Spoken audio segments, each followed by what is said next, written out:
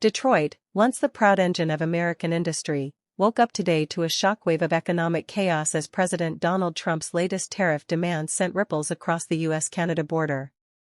In a fiery rally last night, Trump called for sweeping tariffs on imported steel, specifically targeting Canada, America's largest steel supplier. Within hours, Ottawa responded with a blunt rejection, announcing a complete closure of trade discussions with Washington. The fallout was immediate and devastating. Detroit's auto industry, already walking a tightrope of global competition, faced the brunt of the sudden rupture. Dozens of factories temporarily halted operations overnight, with automakers citing steel shortages and skyrocketing input costs.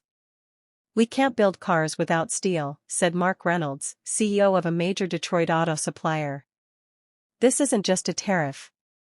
This is an industry-wide shutdown in real time." Workers across Michigan poured onto the streets this morning, stunned and angry at the abrupt collapse. At General Motors' flagship Detroit plant, union leaders scrambled to address workers who had been told not to report for their shifts. "Our people are scared," said United Auto Workers spokesperson Linda Martinez. Overnight, thousands of families lost their paychecks. "This city is imploding." The Canadian government's response was equally blunt.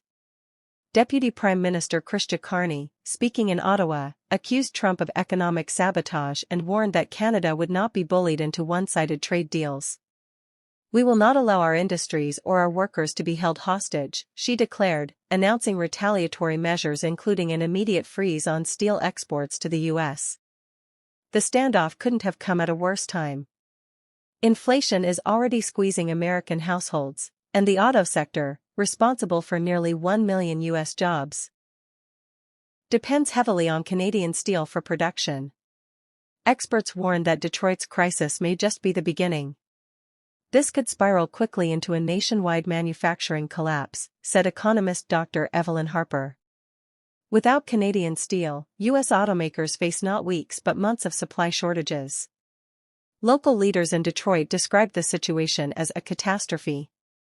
Mayor Mike Duggan pleaded for urgent federal action, warning that the city could not withstand another economic hit after decades of recovery efforts. "We've worked too hard to rebuild the city," he said. Detroit cannot be collateral damage in a political trade war. Meanwhile, the White House doubled down. In a morning press briefing, a senior Trump aide defended the tariffs as necessary to protect American workers and dismissed Canada's retaliation as expected bluster.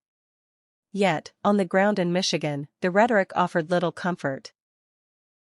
"I voted for Trump, but I didn't vote to lose my job," said auto worker Steve Donovan, standing outside a shuttered plant.